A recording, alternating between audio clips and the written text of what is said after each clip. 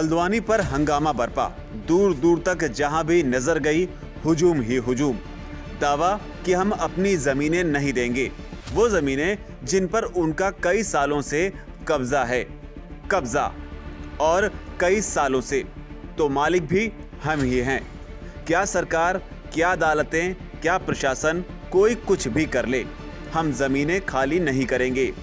ये वो तेवर हैं, ये वो गुर्राहट है जो इन दिनों उत्तराखंड की भूमि पर देखने को मिल रही है। हालांकि सुप्रीम कोर्ट ने इसके बाद सुनवाई करते हुए चंद दिनों की राहत तो दे दी, लेकिन रेलवे के बुलडोजर का पंजा अभी भी पूरी तरीके से हटा नहीं है। यानी कि विवाद अभी थमा तो नहीं, लेकिन सुलग जरूर रहा है। क्योंकि कुछ रिपोर्ट्स दावा करती हैं कि इस विरोध में भारी संख्या में बाहरी लोग भी शामिल होते जा रहे हैं।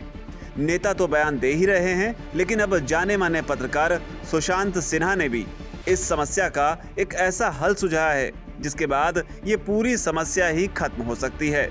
कुछ लोग उनके इस उपाय की तारीफ कर रहे हैं, तो कई लोगों को उनका ये उपाय अच्छा नहीं लगा। दरअसल विवाद के बीच सुशांत सिन्हा ने इस मसले पर एक के बाद एक कई ट्वीट किए। उन्होंने अपने ट्वीट में वक्फ बोर्ड को बुरी तरह लताड़ा और साथ ही विवाद को हल करने के लिए उनसे पहल करने की अपील भी की।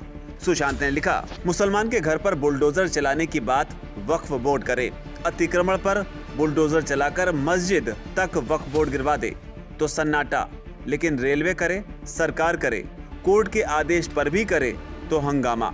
उन्होंने आगे कहा, डिफेंस और रेलवे के बाद इस देश में सबसे ज्यादा जमीन वक्फ बोर्ड के पास है।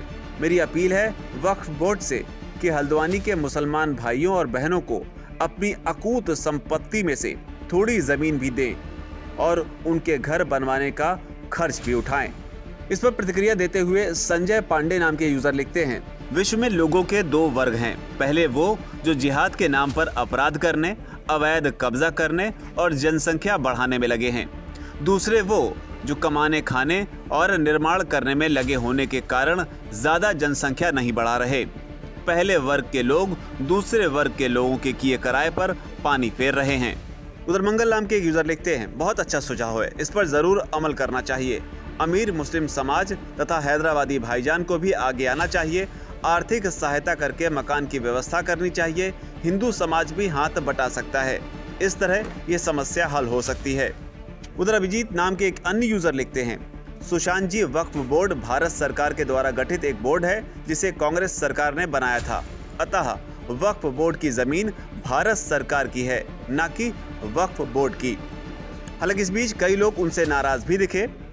जैद अख्तर नाम के यूजर ने सवाल उठाया, सुशांत भाई, मेरा सिर्फ एक सवाल है, हो सके तो जवाब ढूंढना। पहला, अगर जमीन रेलवे की थी तो उसने लोगों को वहां घर बनाने ही क्यों दिए? अगर असल पत्रकार हो तो जवाब जरूर देना।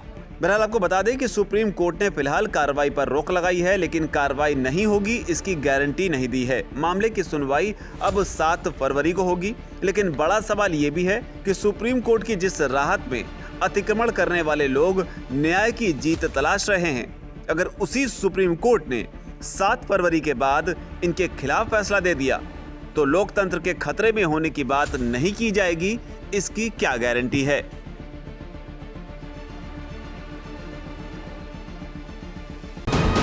वीके न्यूज, राष्ट्र के नाम।